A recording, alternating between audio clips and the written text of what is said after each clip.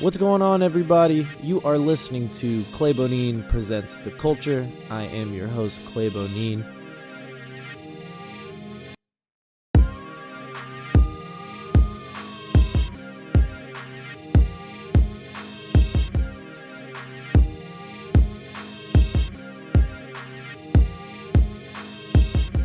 And today I'm just giving you a little bit of an intro. This is the first episode in what's going to be a series of 6 podcasts on hip-hop culture. Now, you may be wondering, well, what are you doing this for? The concept, the core of it all is I am trying to explore why hip-hop, as far as music and the culture goes, has taken a hold on popular culture in the modern age. When I was developing this concept, I used to always say, how does it look in 2019? But then I started to think a little bit more, and it's really about, 2010 and beyond, the last decade. If I was doing this podcast with the same idea, 20, 30 years ago, I'd be talking about rock music, or maybe I would be talking about Michael Jackson and Prince, and why is that become the dominant force in the culture. But I think with just little research, with just hardly looking around, I think it is easy to see that hip-hop is the dominant influence in popular culture today. Of course, people are going to have their niche interests, right? Somebody who mostly listens to K-pop may not agree with what I'm saying, but I'm talking in the sense of mainstream popular culture. We see the influence of hip-hop in anything from like the way there are certain drum patterns in new country songs to the way people flow and use vocal techniques in Latin pop and in fashion as well. Even you can look at a highlight reel of Paris Fashion Week and we'll see not only hip-hop figures, hip-hop artists there, but the influence in the style of the clothing. Just as a little example, look at Louis Vuitton, Virgil Abloh. He is a proprietor of hip-hop, and he has taken what he has loved from the genre, from what he's learned throughout his years, and is now the head of Louis Vuitton. And look at how hip-hop has infiltrated that collection. So yeah, this podcast is basically going to be a case study on how and why hip-hop has become this dominant cultural force in the modern age. And the way I'm going to be exploring this is through interviews with a couple of guests in this podcast format. Now, before I go into the guests, I just want to say I'm picking this podcast format just because, first of all, how many people have you heard say, "Oh, let's start a podcast. Hey man, that's pretty funny. Let's start a podcast." Well, boom, I'm doing it now. But also on a more real note, I'm doing this because I think the podcast format is truly an excellent way to interview somebody, whether you're the interviewer or the person listening, or you're being interviewed. It's almost a way of pulling back the curtain, right? It's kind of this informal, this loose conversation that you get to have with somebody. I don't have, a script. I don't have, other than a few questions that I have to ask. Everything else is going to be up to the guests, really. And how does this conversation flow? And also, I think people are going to be a lot more authentic. People are going to be a lot more genuine. After the first 10 minutes, when they realize that we're really just having a conversation, I think people are going to fall into it. And I think it's going to be a really great way to discover and explore what I'm trying to figure out with hip-hop culture. As far as guests go, unfortunately today it's just me. I'm not interviewing myself per se. I'm just kind of talking, looking around this room. I really should have had somebody else in here now that I'm I'm thinking about this, not even for like the conversation aspect. I just don't know where to look right now. I'm looking at a bunch of mic stands. My water bottle's to my left. That's a good one to look at. But as far as guests go, I'm going to be interviewing people who are directly affected by hip hop in their daily life, whether it be through hobby, whether it be through occupation. I have a couple of friends, one who has his own clothing brand, Will Thompson. I'll have him on. I'm also going to have a Cincinnati-based artist, Noah Canale, on. Now, Noah is somebody I've done a couple music videos for, and we'll talk about this when he's on the show, he doesn't want to label himself as a rapper or as a hip-hop artist, but his music is very inspired by hip-hop. So I would love to get his perspective on all this as well. And I don't want to jinx it, but I might have a college professor who teaches the sociology of hip-hop in here, if he'll answer my emails. And I think, Dr. Jenkins is his name. I think Dr. Jenkins would be a phenomenal source of information and knowledge on the subject. So basically people who are in one way or another living their life through a hip-hop lens with a hip-hop perspective. And I think that in interviewing these people about that, not only will we learn about how have they come to that point and how has hip-hop affected their lives and their culture. What I'm hoping when interviewing people whose lives are affected every day by hip-hop, hopefully we'll figure out through their experiences, through how they live their daily lives, how hip-hop has infiltrated their brain. I think that is going to get the ball rolling in figuring out as to why hip-hop is the way, or rather why hip-hop has this hold on the culture right now. So that's basically what this podcast series is going to be. But as far as the intro goes, the intro episode, I figured I should probably just share a little bit about myself. At this very point in time, I'm not exactly sure who's going to be listening to this and how many people are going to listen to it. But for the benefit of the doubt, I am just going to do a little hip-hop biography of myself. So hip-hop has always been, I would say, my main genre, my main squeeze. Hip-hop has always been my music of choice ever since I was young. I tell people this all the time, but my earliest recollection of consciously remembering a song is Lil Wayne's Go DJ. Go DJ, that's my DJ. Go DJ, that's my DJ. That one, with Manny Fresh in it. That and also Rubber Band Man by T.I. Rubber Band Man, why does the Taliban? 9 in my right, 45 in my other hand. T.I. sounds a little bit better than I do on that one. But yeah, those are actually my earliest recollections of music, period. And I owe it, I would say, 100% to my brother. My parents weren't really playing hip-hop. Not that they have a problem with it or anything. That's just not what they were raised and brought up in, It's definitely all for my brother. He really introduced me to hip-hop, and his love for the classic groups, like in the golden age of hip-hop, really is kind of the foundation that I was given. I don't really think my brother listens to as much Young Thug as I do, and I don't think he ever will, but I mean, you can ask him about Outkast, about Biggie, about Tupac, about anybody in that kind of 90s range. My brother probably A, has all their albums downloaded, their whole discography, and B, knows the lyrics to at least half of the discography, if not more, and will give you the fire deep cuts too.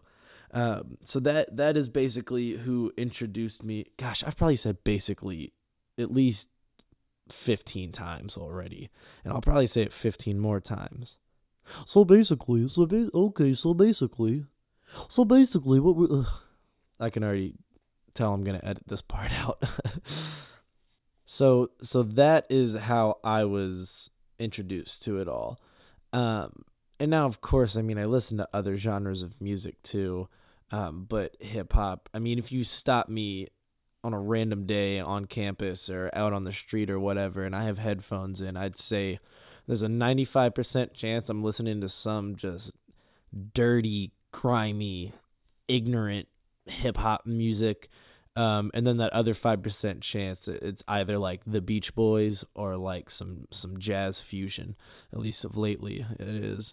But I've always loved rap music. I've always loved hip hop music. And I think it's, while a lot of it is the actual music of it and the musicality of it all, it is also largely the lifestyle and the image and everything that goes along with the artist and the rapper. I've always been fascinated. I've always loved watching interviews with rappers. And then with the rise of social media, seeing how artists project their image and when that can work to their advantage and sometimes when it can't.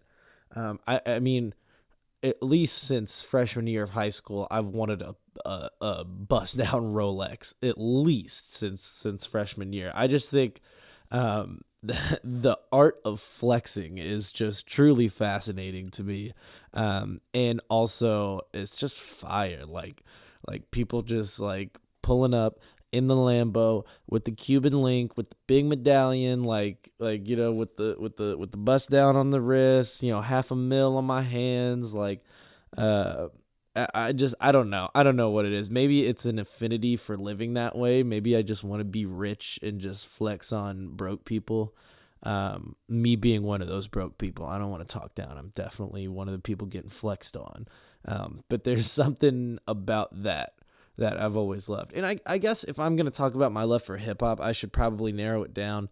I just love, I mean, it's 2019 now. So this term has evolved and changed and been flip-flopped in so many ways, but I love trap music. I'm talking Gucci when he still had a big belly.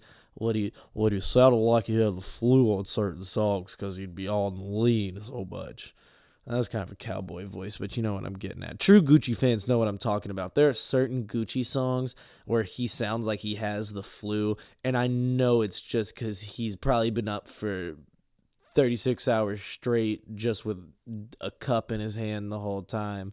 But yeah, like Gucci is all right. Here, I'll do it like this. I'm gonna make a Mount Rushmore of my hip hop artists, my influences, I guess.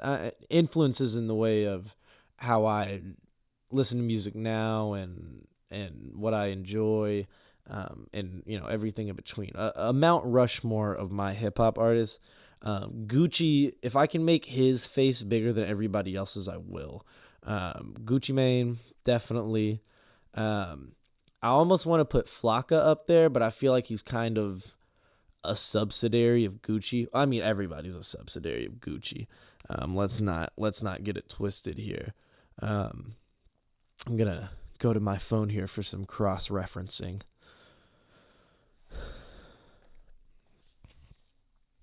So, as far as my Mount Rushmore goes, definitely Gucci. Even though he's also a subset of Gucci, Future. Future is, I've referred to him many a times on Twitter as my Lord and Savior, Future Hendrix. So if you have anything bad to say about Future, you better just save that for somebody else. Don't come to me with any Future slander, or we will, I've never been in a fight, but I will fight you over Future. That's the stupidest thing I've ever said. So I got Gucci, I've got Future. This one kind of has an asterisk next to it, but Kanye.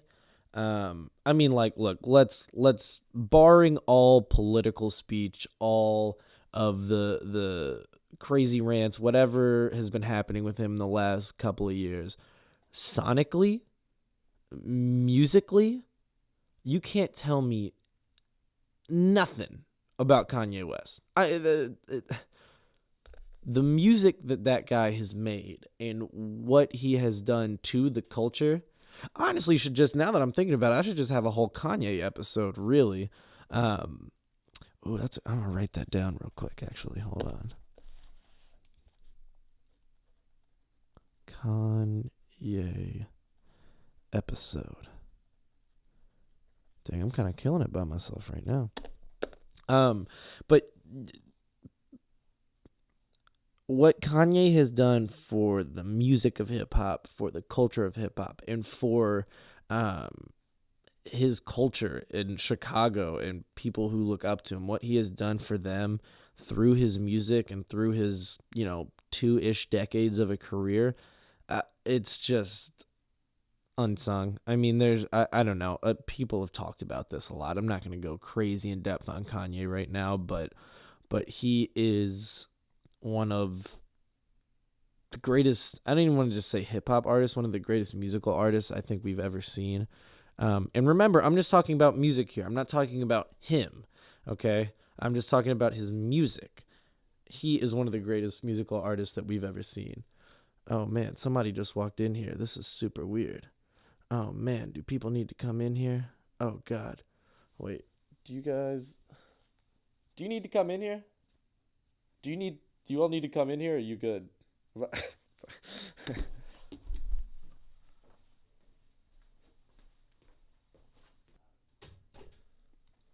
All right, that was mad weird. So let's pull back the curtain real quick. I'm in the NKU studio right now, and one of the guys who works here was just showing somebody around. So that was real interesting.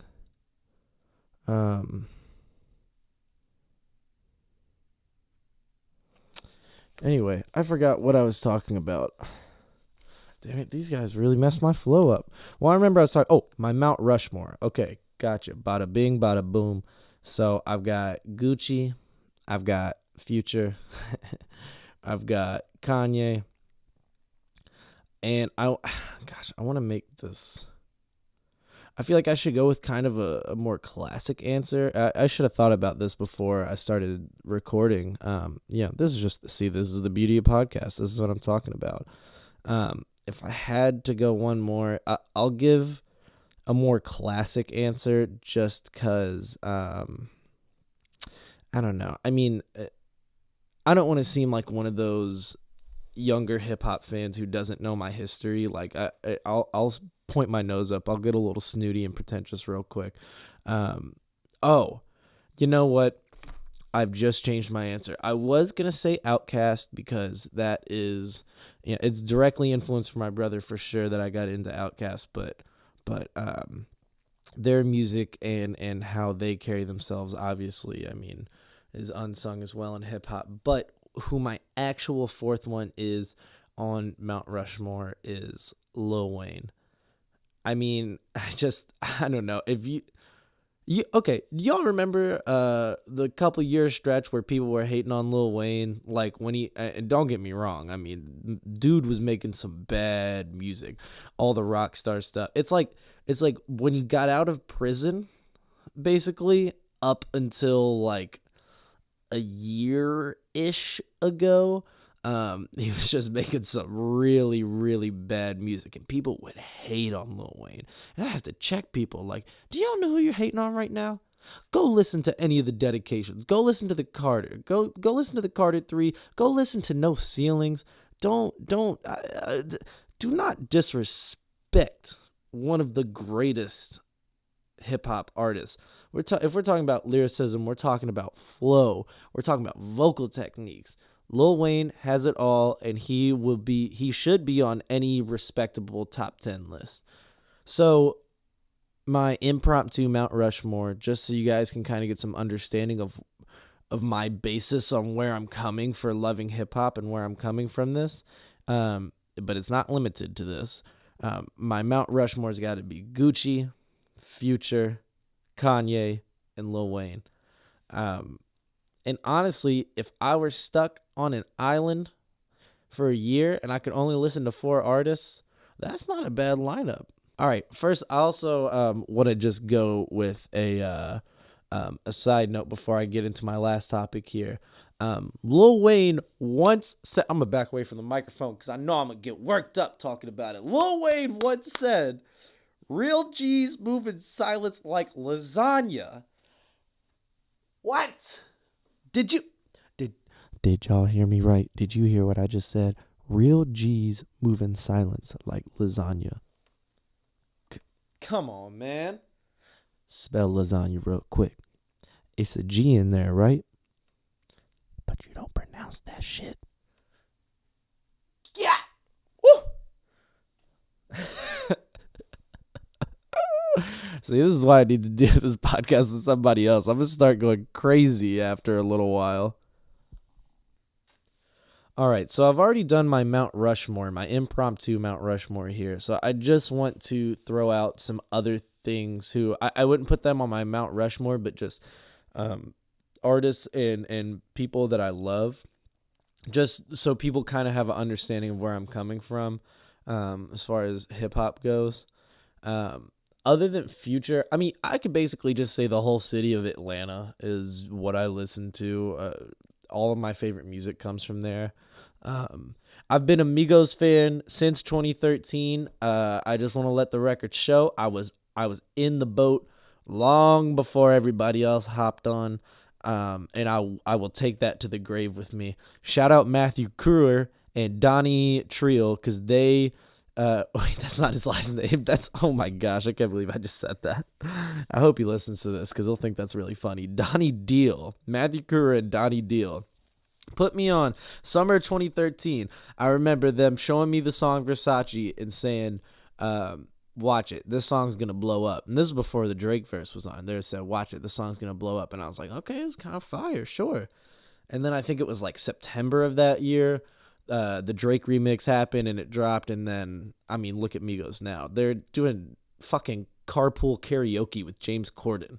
If you had told me that in 2013, well, first of all, I would have said, who's James Corden? But I would have been like, no way, not these guys. Trapping out the band up. Migos? Doing carpool karaoke with James Corden? You talking about Versace trapping out the bando Chinatown Migos? That was my Soulja Boy impression. So yeah, I'm taking that to the grave with me. I was an original fan of Migos. Shout out to Matthew and Donnie. So let's go through. I am very selective in my A$AP Rocky liking. I enjoy him as a person more than I enjoy him as an artist. But some of his latest releases have been cool. Shout out to Sundress. Currency is a very low-key artist that I honestly don't even know like how many people know about Currency nowadays. But I love some Currency. New Jet City, I know like the lyrics of that thing like front and back. Action Bronson too. If I could trade lives with anybody, I'd trade with Action Bronson. Of course, I mean like, you know, Drake. I like Drake. I know a lot of Drake songs. Yeah, I wouldn't put him up as one of my favorites, but What a Time to Be Alive with my man Future is incredible. God, I love Playboi Carti. Y'all, I hope, again, you know how I just said earlier that I've never been in a fight, but I'll fight somebody over Future? Well, times 2 for Playboi Carti. Because well, first of all, he invented music. So let's just get one thing straight. He's phenomenal. When I die and when my soul is ascending to heaven, I hope in the background it's just what, yeah, what. It just Cardi is taking me to the pearly gates. I show up to who's the pearly gates? Saint Peter, Saint Paul, whatever it is, whoever it is up there. It's just Cardi pushing me in a wheelchair, like what. And he's like, "Oh, you're good. Go right ahead. Go to heaven, buddy." Gunna recently has been in heavy rotation for me. Drip Season 3 is like a pretty phenomenal piece of music, just as a whole. Like when I first listened to the mixtape, I was very selective about the songs, but you can really play that thing front to back, and except for the Nav verse, but that's a different story. I love Gunna. Up to the top of, I'm dripping like hot sauce. I'm drinking the cream out. Come on, man. Of course, I love Jay-Z. I mean, like, I feel like I guess you're allowed to like hip hop if you don't like Jay-Z. Like, that's fine. It's just I think if you want to be a true fan of it, you have to like Jay-Z, which I do, luckily.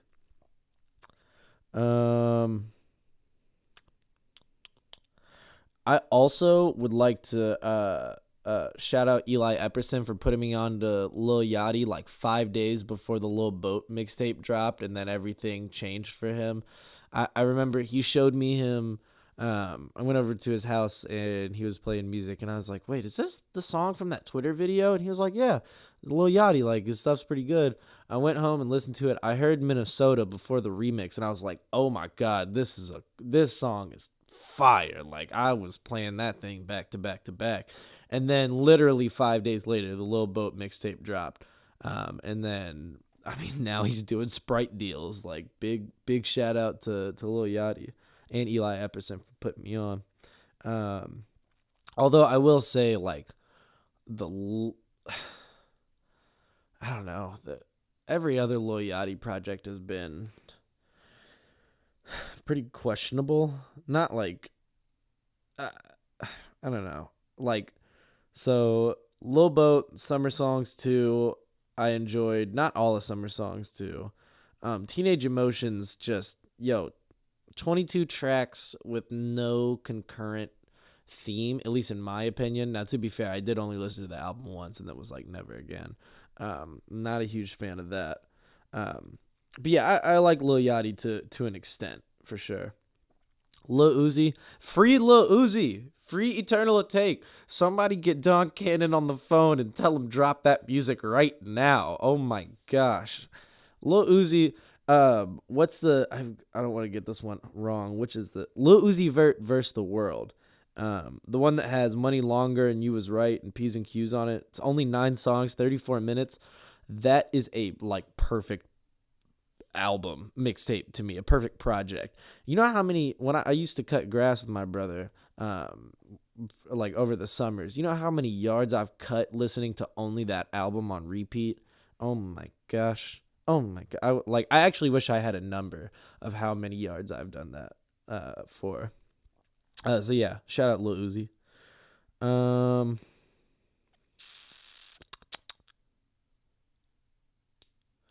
Obviously Big. If we're talking Tupac versus Biggie, it's Biggie all day. One, because East Coast. I mean, I guess I'm technically from the Midwest or the South, or we're right in the middle of it, whatever. But like Biggie, I'm taking Biggie over Pac all day. Not to say that Pac wasn't a transcendent artist and a very important artist. Just lyricism, flows, rhymes, beat selection too. Let's talk about that beat selection. I ain't never heard a bad Biggie beat. Well, I guess it's not a Biggie beat. I've never heard Biggie on a bad beat. There's some questionable Tupac ones. But no, yeah. Biggie over Pac all day. I love, like, if I'm in the car and I'm kind of mad and I throw on Who Shot Ya and I just bob my head and just I'm gonna make this right turn, and yeah, a big shout out to Biggie.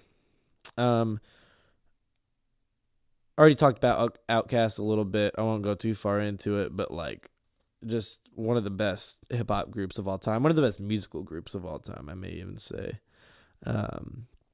Cardi, we already talked about. I like Sheck Wes. I like some of the mixtape. I think that mixtape, I feel like, showed a lot of potential. Mud Boy. But Chippy Chippy got to be one of my most played songs in the last like 3 or 4 months. Like I think that's phenomenal. And I don't know if you guys have ever heard this little song called Mo Bamba by him. It's pretty good. You should check it out if you haven't heard it. And right after that, you should listen to Sicko Mode. I'll just talk about a couple more artists before I cut this off. I feel like I've been spending too long on some of these people. I just want to, again, just kind of give like a foundation, a basis of what I'm listening to. But I will spend a little bit of time on this. Big Soulja, Big Draco, Drake, Aubrey Graham in the wheelchair, Drake. I love Soulja Boy. I don't love his music. I don't know if you all have listened to any, like, so I just want to put a timestamp on it. This little, like, in the Lil B era, you know, like 2013 ish. I don't know if y'all were listening to Soulja Boy's music then. There was some absolute garbage that man put out. There's some bangers too, but I would say it was about 90-10 as far as garbage and good songs in the last couple of years for Soulja Boy. But he is one of the most influential artists on hip hop in the past decade. Like undoubtedly. Like it's just I know it's not literally statistically proven, but like it scientifically, however you want to put it, like Soulja Boy is the reason why a lot of these rappers are the way they are. Big Draco, come on the pod. We'll do a whole celebration episode for you. Travis Scott, I think Rodeo is pretty much a perfect album as well. Astro World was really good. Birds, it's got some good songs. Not a lot of them, but a couple good ones.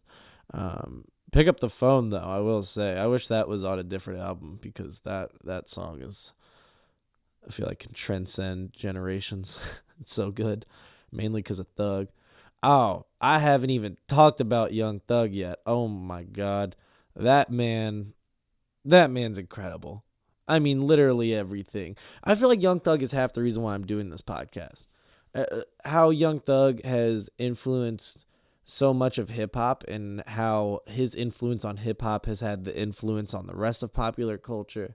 I feel like in 15 to 20 years, we're going to be talking about Young Thug like we're talking about Soulja Boy now, but I think to an even bigger extent. Him and Future, honestly. I can make the case for both.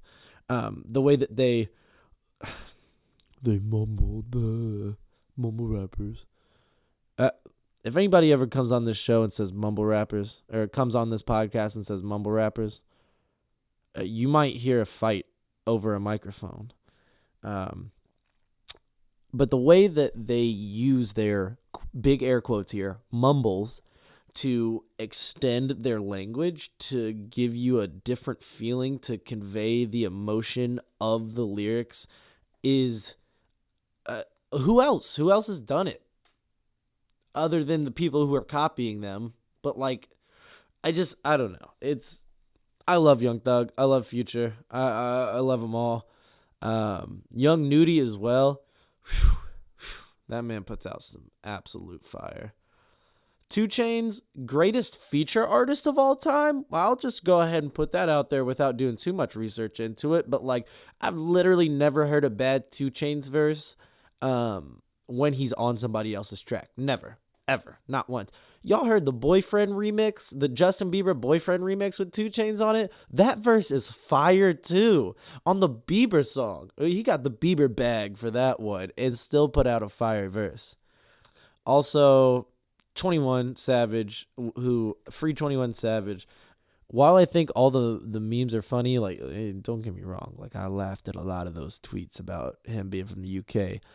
Free 21 Savage, that it is truthfully wrong what has happened to him, and the fact that it is happening now when he's been a star for so many years, I think, is a reflection of our own government, but let's not go there.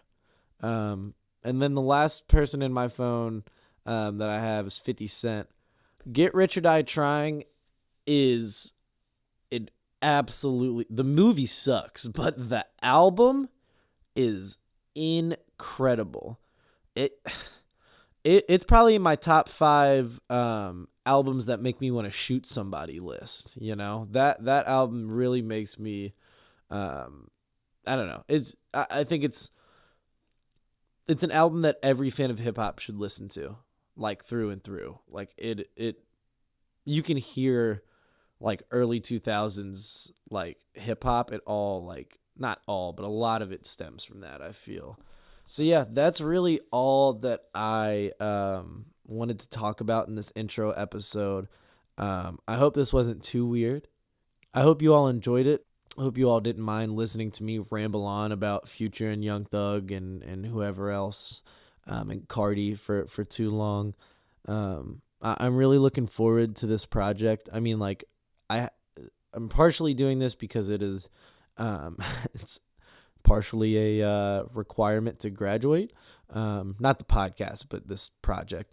But also because as somebody who really does love hip hop and the culture around it, and who loves to follow it, I think this is just going to be a really fun way to explore a genre and a culture that I feel like I'm already a part of, and love to see evolve.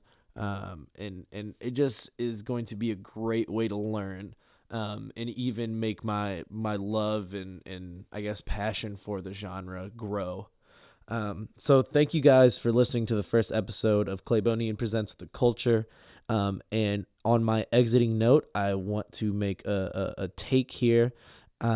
Takeoff is the best Migo, and I will literally not hear any other opinion. Thanks for listening, guys.